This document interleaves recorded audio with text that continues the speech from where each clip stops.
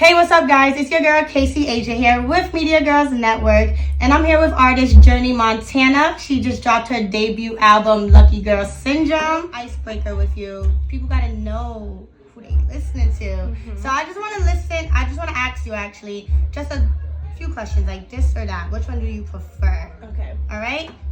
Concerts or festivals? Concerts, for sure. Cool. Festivals are stressful. Yeah. Overwhelming as hell. Yeah, overstimulating. Spotify or Apple Music? I love both, but I'm going to say Apple. Apple Music. Girly. Yeah. Headphones or on the aux? On the aux. Yeah. You got to give the people the vibes as a fact. 90s or 2000s R&B?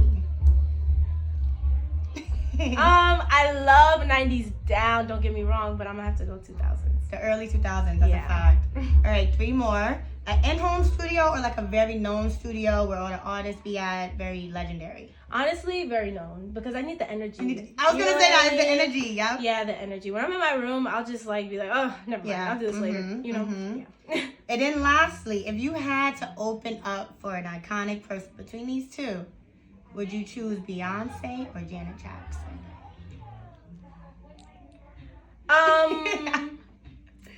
Oh my gosh, I'm Beehive. So Okay. Beyonce, I'm sorry. Yeah, I'm big right. Beehive. Big Beehive. Big Beehive, Yeah. not a little one. All right, so let's jump right into it. So, girl, you've been working. I saw you just sung at did the national anthem at the LA Clippers game. So how was that? Oh my gosh, I was so nervous. I've never been to a basketball game before, like an NBA game. Wow. So I had no idea what to expect. But I think that was a really cool first time. Yeah, you know? yeah. So I was just really grateful, really excited, really open. Right. And yeah, I love doing new things. Yes, and the outfit was hitting. You did great. Thank did you. Great. Yeah, so let's hop right into the EP, Lucky Girl Syndrome. Now, I know you spoke about it a little bit in your listening party, but talk about, like, why did you name it Lucky Girl Syndrome? Like, what does that mean to you? What does the title mean to you? Yeah, I think that for a long time I was kind of speaking negativity into my life through my music, and I think that this project is really just me taking my power back and speaking positively into my life if I can, and realizing that responsibility that I have for my listeners and for myself, you know? So yeah, I think it's just me taking my power back, trying new things, getting outside of my comfort zone. A lot of the project I had to really think hard and you know, just squeeze my booty cheeks a little bit. But yeah, I think it was really just me taking my power back through my lyricism.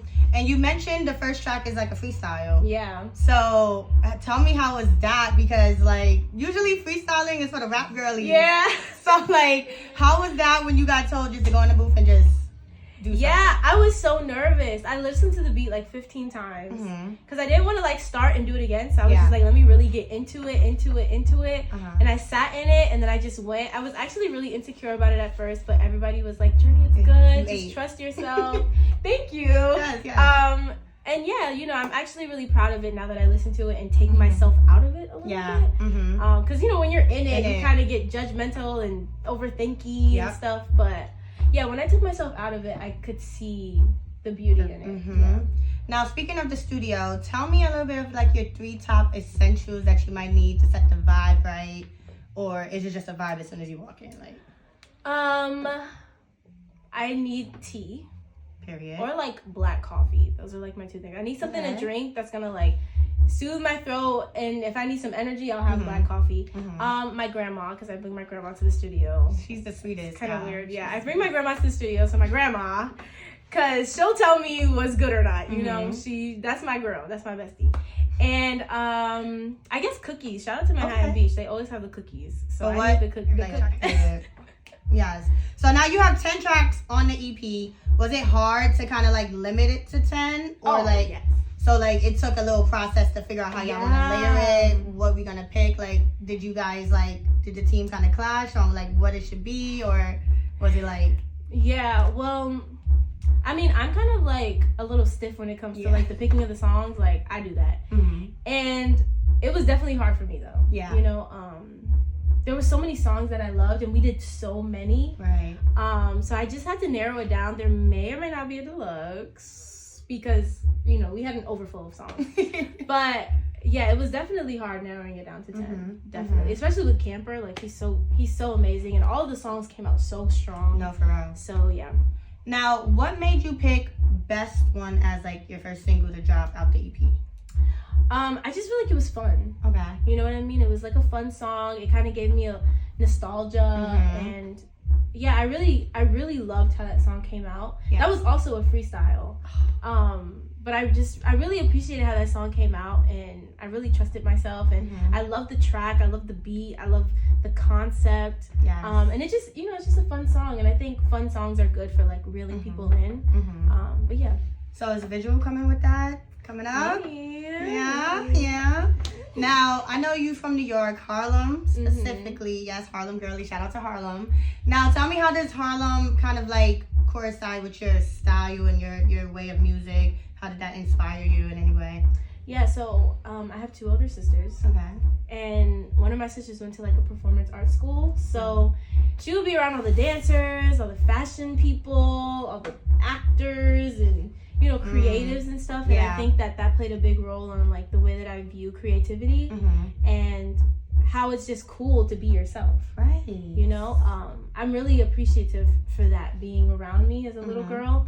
And yeah, I think it just really grounded me in like trying new things and thinking outside of the box and not being scared to be a little quirky and be a little weird and do things that people aren't doing. I think that's just a New York thing though. It is? Yeah, everybody's very like outspoken with their fashion. Yep. And yeah, I think that played a big part in the way that I view creativity, even in my music.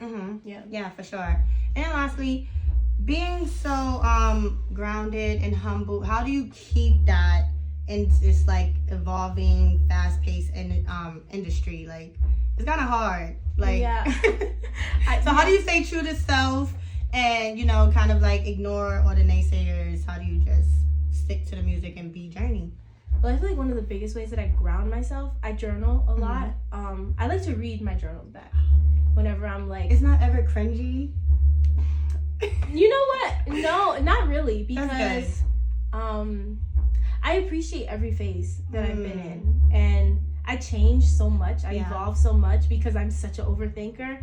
And my brain is so like... active, it has 100 tabs. So... I really can appreciate reading back my journal entries because it kind of gives me a sense of self, because it's kind of similar to my music. Like, I don't really realize what it's about until I listen back. So I think it's kind of similar with my journaling. Like, I like to read them back, even like from all the way to like, I have like my journal from 4th grade. That's my favorite one to read. Wow, and it's very like grounding, like just like who I am when like I'm not thinking about other things and stressful things, like, very core journey. And yeah, I think reading back my journal entries is a big thing. Lastly, what do you want the audience to get from your debut album? What do you want them to feel, take away from there?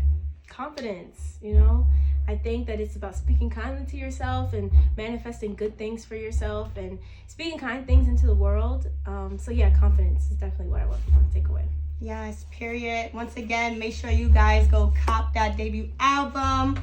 Yes, all available now on all platforms. Lucky Girl Syndrome. Go cop that. Thank you so much, Journey. Thank you. Yes.